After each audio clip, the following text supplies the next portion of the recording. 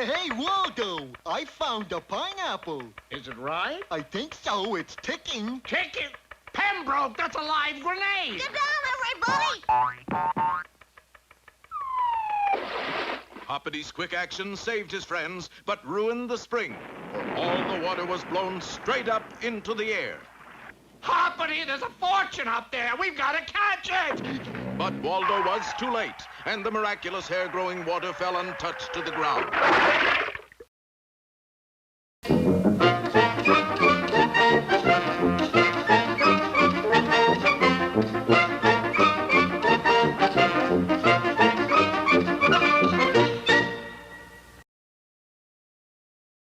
This portion is brought to you by... Presenting the fantastic Baby Boo, the new doll you have to see to believe. She cries when she's sleepy. Turn out the lights, and she stops, just like magic. She cries when she's cold, and when you cover her, she stops, just like magic. And Baby Boo cries when she's lonely, and when you hug her, she stops, just like magic. There's never been a doll like this before. Baby Boo stops crying when you turn out the light, when you cover her, when you hug her, just like a real baby, so soft and cuddly. Wouldn't you like to have your Baby Boo?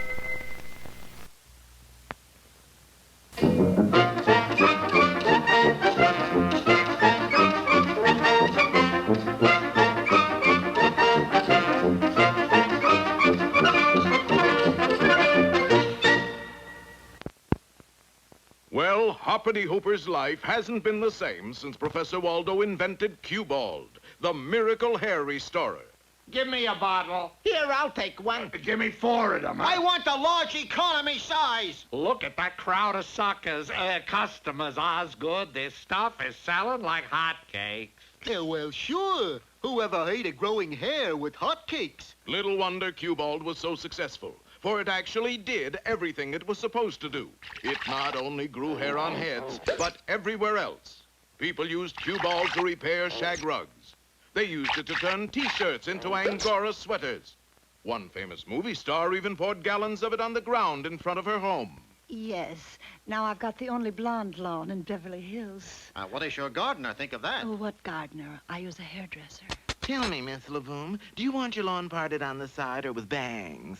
Hey, Waldo, that's the last of this batch. I'm sorry, folks. That's all for today. Oh, that's so bad. Just one more. Come on.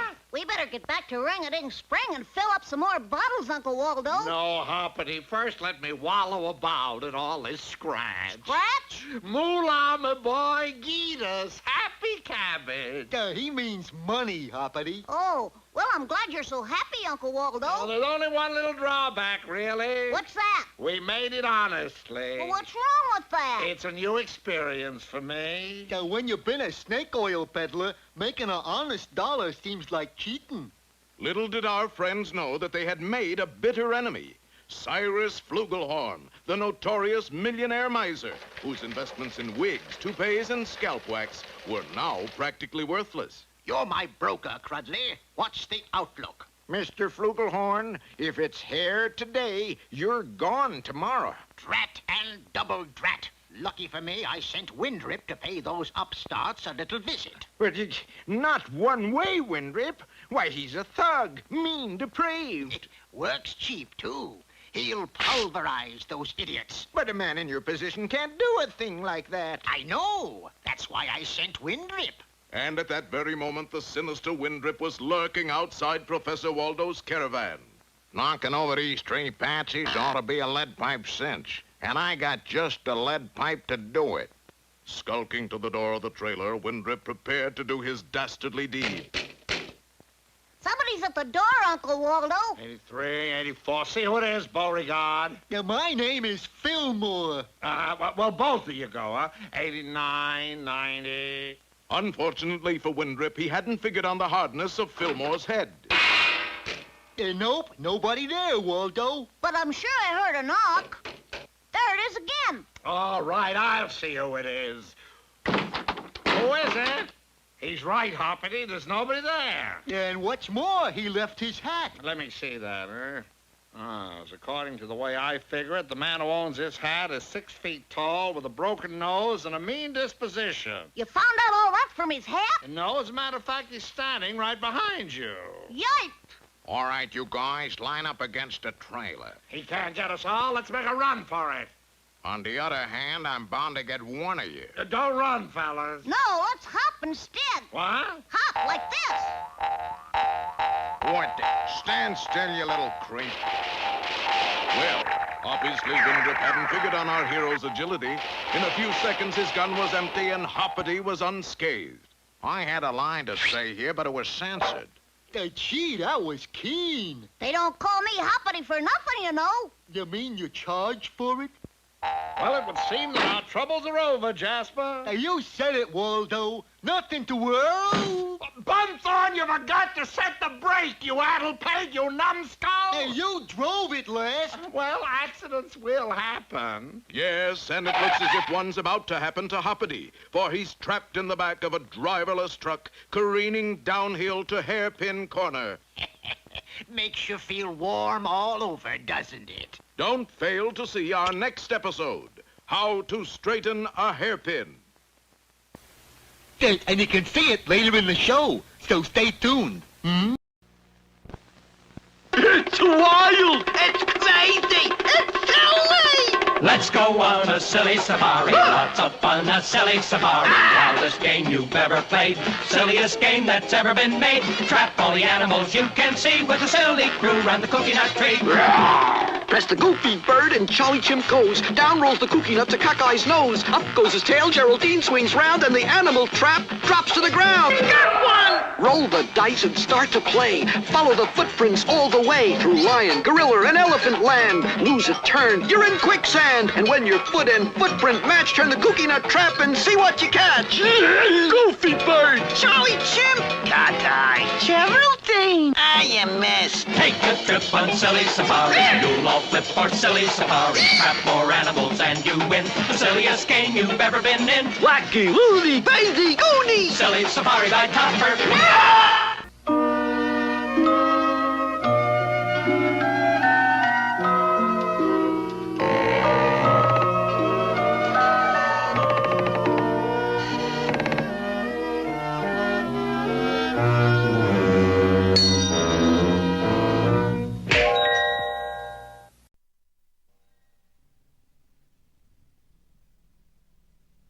Once upon a time, in a little pond in the Middle West, lived an ugly duckling who wanted to be a movie star. I ought to be in pictures. He was the star of his local dramatic club, and he was written up in his hometown newspaper for his acting in Cyrano de Duckerac, Hamlet, the Melancholy Duck, and Duck of a Salesman. But this kind of fame meant nothing to him. He wanted to be a movie star. I'm just ripe for some lucky scout to discover. So the ugly duckling left his little pond and journeyed far away to a place where all the big talent scouts came to scout talent. A place called Schwab's Swamp. All around him were pictures of the ducks who had been discovered there. Duck Benny, Duck Jones, Duck Rogers. Gee, even Duck Tracy. And sure enough, talent scouts were discovering ducks all around him. Hey, you. Me? No, him. Sign here. Hey, handsome. Yes? Not you, ugly, him. Will 1,000 a week be enough? But alas, nobody wanted to discover the ugly duckling. Ugly? Gosh, looks like I'm a has-been before I was even a was. My, for a duck, you are certainly a silly goose. What do you mean? You can't just sit there and wait for them. Make them discover you. By golly, I'd do it. Soon, the ugly duckling was standing before one of the biggest producers in town, J.B. Hogfat himself. Now get this, J.B. Don't you see, Captain? There's no time now. We are thinking of women and children. You're the only one who can get through safely. Go, take the last boat. I will stay and keep the ship off the rocks. Don't think of me. I've lived my life. Think of the children. Magnificent. Oh, you're a great actor, Duck. Then I get a contract? Of course not. You're ugly as a mud fence, but you were superb. Yeah, that figures. The ugly duckling tried and tried. Ah, my little pigeon, come with me to the swamp. In its dark, mysterious byway, you will come to know the ways of love, l'amour. Doc, you are greatest lover in world. But... You ugly. No soap. No soap. Still, the duckling didn't give up.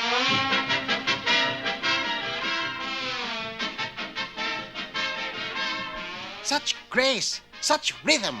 Another Astaire, a new Gene Kelly. But I'm too ugly for a contract, eh? Oh, much too. Thought so. And it was the same story with everyone he saw. Gracious, you are an ugly one. Cab, please. Yes, yes, Hey, mister! Yes? How come you're so ugly? All right, I get the idea. Broken-hearted, the duck returned to Schwab's swamp. It's no use. I got a face that would stop a clock. Even an electric clock. Oh, you silly goose. You give up so easily. Haven't you ever heard of facelifting? I don't want it higher. I want it prettier. Then go to a plastic surgeon. Get your beak bobbed, your feathers lifted. Get handsome. Yes, I'll do it. So, several weeks later, at the hospital... I have good news for you, my boy. Today the bandages come off. Hurry, Doc. I got to know. Shh! You're lovely. It's true. You are good looking. It was true. The doctor had done the trick. Without wasting a minute, the handsome duckling dashed back to the producer's office. Well, here I am, J.B. Just slip the contract under here. I'll just sign it. I won't even read it. What do you talk? I won't give you a contract. Why? You're too blamed good looking. Too? Well, it seemed as if the trend in movie making had switched to horror pictures. The thing in the duck pond. It ducked from outer space. Ugly Duck meets Wolfman. Sorry, bud, I can't use any good lookers. Excuse me. Hello, Myron. Yeah, me too. But there was a duck here last week who'd be perfect for the part. Me? It was me. Faced like 3 days of bad weather. My face? I told you once, no more pretty boys. Now, Myron, if he shows up again, I'll make a star out of him. And so the little duckling realized that he had left his real happiness back in that little pond in the middle... Hey, now wait a minute. You're not going back. Of course not. I'm just starting my new job. Okay, you guys, let her go. But why are you... I figure in a week I'll be ugly enough to scare anybody. But meanwhile, I'm still in show business. Ladies and gentlemen, it's time now for an important message from our sponsor. Watch.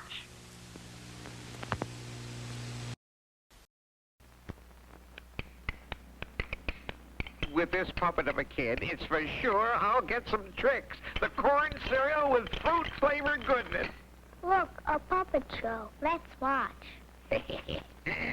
Hello, boys and girls. How about giving me Trix? I love those luscious Trix fruit colors. Raspberry red, lemon yellow, and orange.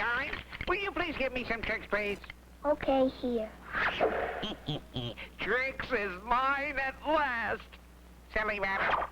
Trix are for kids.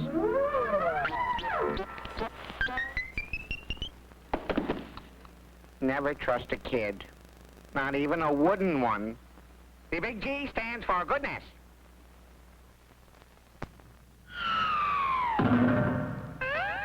Greetings, you two Earth kids. I'm the handsome creature from outer space with the sugar-toasted cereal of shapes from space. Brand new sugar jets. Look. Wow. Jet planes, planets, satellites, and stars. Nutritious oat energy that's sugar-toasted. Hey, let's go. Run to the store, Earth boys, for sugar jets. I said, run to the store, Earth boy. I'll never understand Earth kids. Get new sugar jets. Sugar-toasted shapes from space. The big G stands for goodness.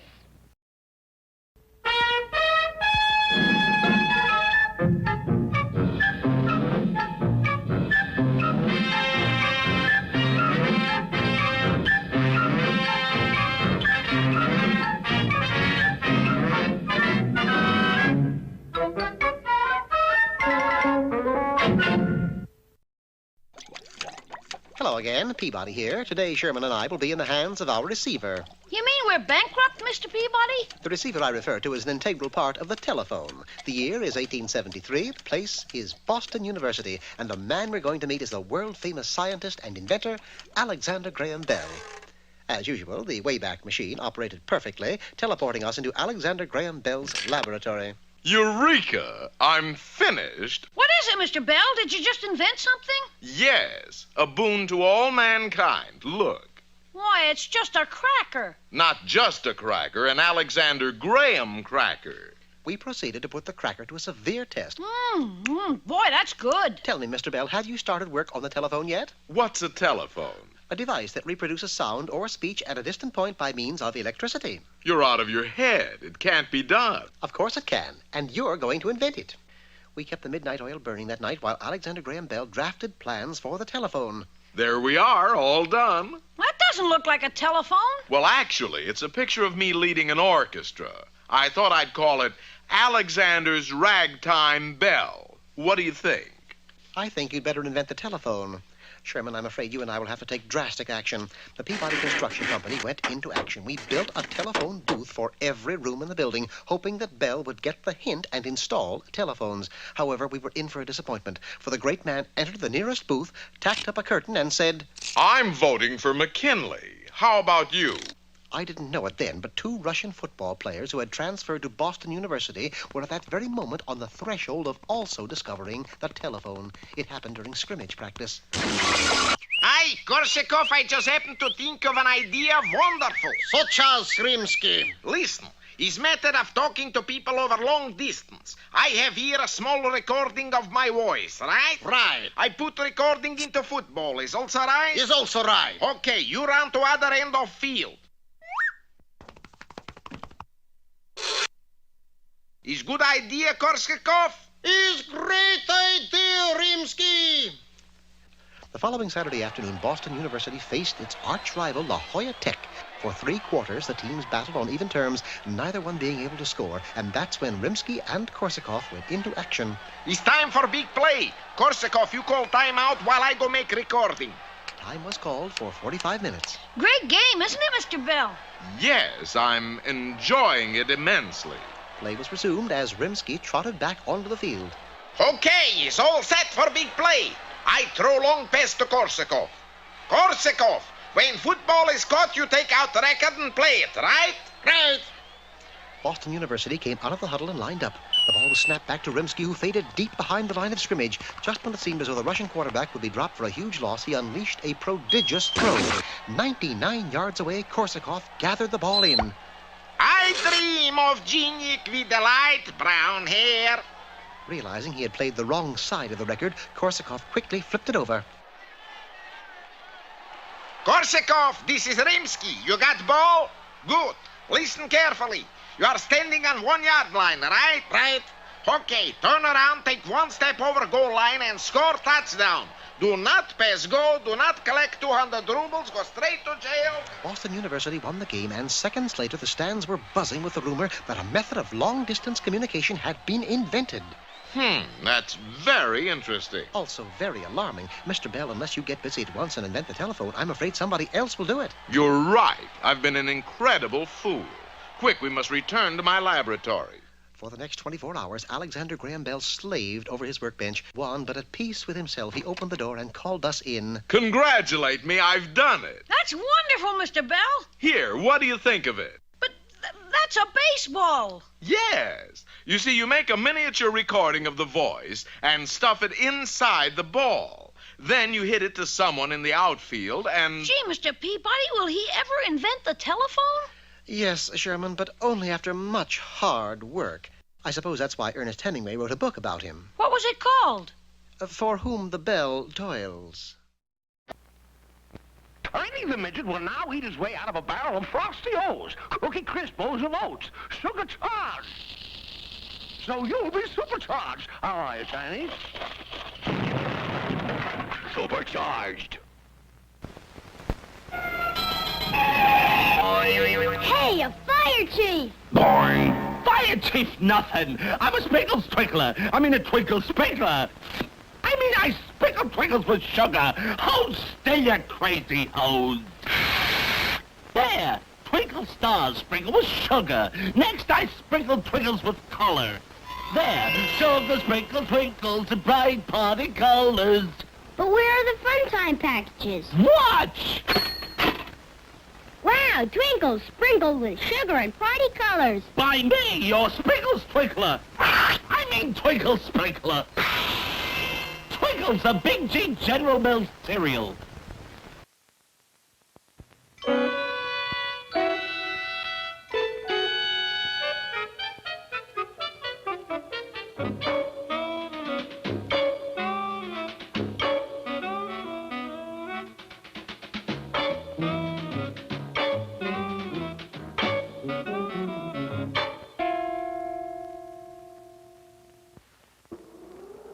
When last we saw Hoppity, he was in a bit of a decline and going downhill fast.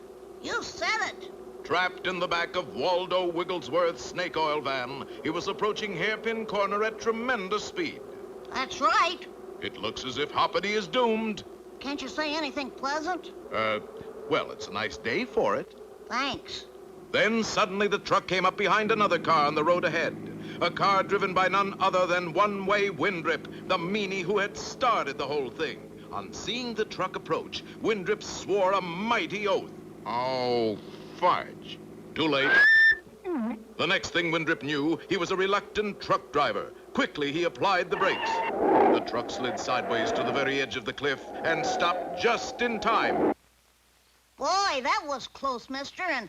Oh, it's you! You bet it's me, Lippy, and we got a little unfinished business to attend to. And Windrip started out of the cab to attack our hero. Unfortunately, he forgot how close he was to the edge. But now I remember. My boy, you're safe. Yeah, but I wonder why that fellow was out to get us. They're probably after our money, Hoppity. But that's wrong, isn't it? Hoppity, my boy, as you grow older, you will learn that as soon as you have any money at all, somebody's always going to try to take it away from you. And you know what we call that? Stealing. No, income tax.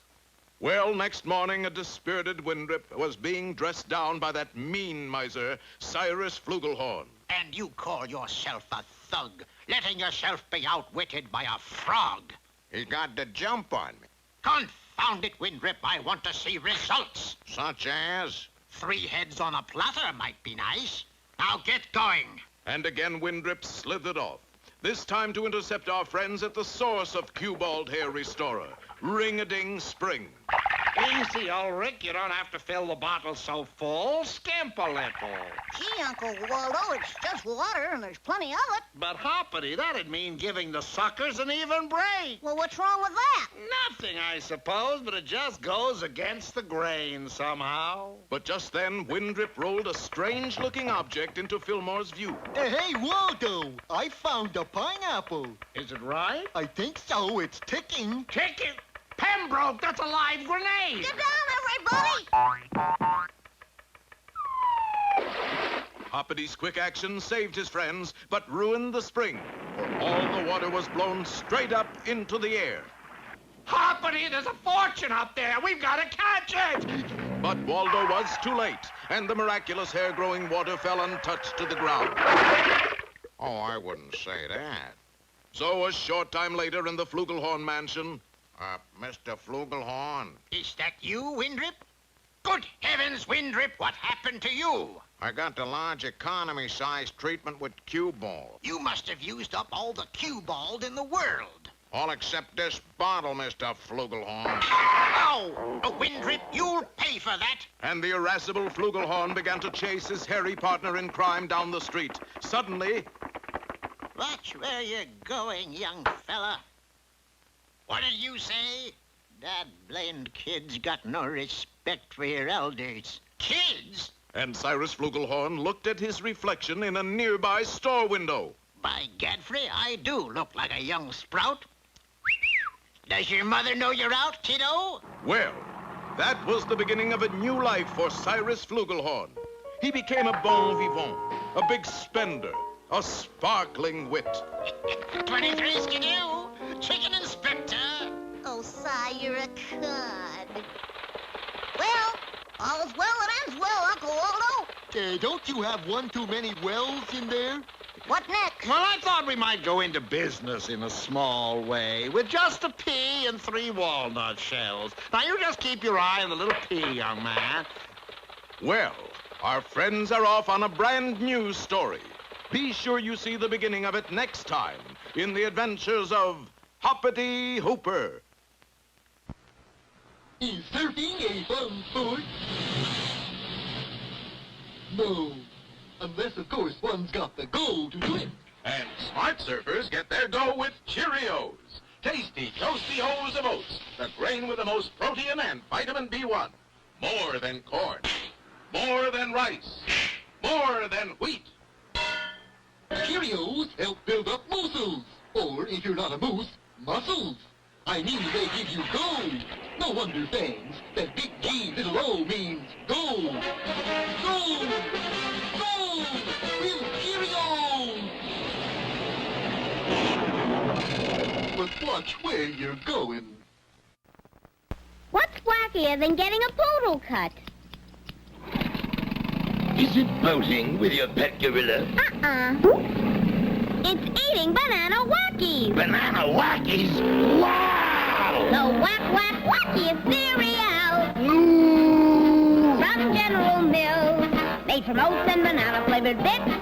In the Wackies shape. Banana bingo.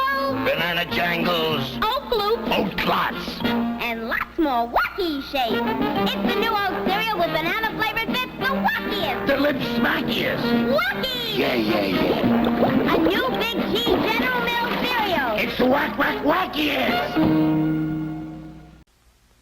Well, folks, it's... Hoppity, haven't you forgotten something? Oh, yeah, wait a minute. And now, here are some scenes from our next show. Hi, fellas. Long time no see. Osmond, there she is! She? Oh, come on, Waldo. Hoppity, have you ever considered having the world at your feet? Fame, fortune, your own swimming pool? But, Professor, I have everything I could ever want right here in Foggy Bog, Wisconsin. Did you say swimming pool? Yes, Hoppity, and much more. Candlelight dinners, African hounds. Hoppity Hooper, I am going to make you a star. It's a funny thing about funny things. No two people laugh the same way, or even at the same kind of humor. That's why this year on ABC's Wide World of Entertainment, you'll find a wide variety of comedy shows. There's Broadside, for example, a great new comedy about 4 girls on an island with 4,000 sailors. All right, girls, come out and meet the enemy. Yeah! Is it safe? Molly, let's just say this is where you win the Purple Heart the hard way. When I say freeze, I mean freeze! Well, that's how it is on Ranakai Island. Now, here's how it might be if a man married a girl and she turned out to be bewitched. Would I say I was a witch if I'm not? I don't know. You're a witch, all right. Remember, no matter what makes you laugh, this season you'll find everything from Broadside to Bewitched on ABC's Wide World of Entertainment. This portion was brought to you by...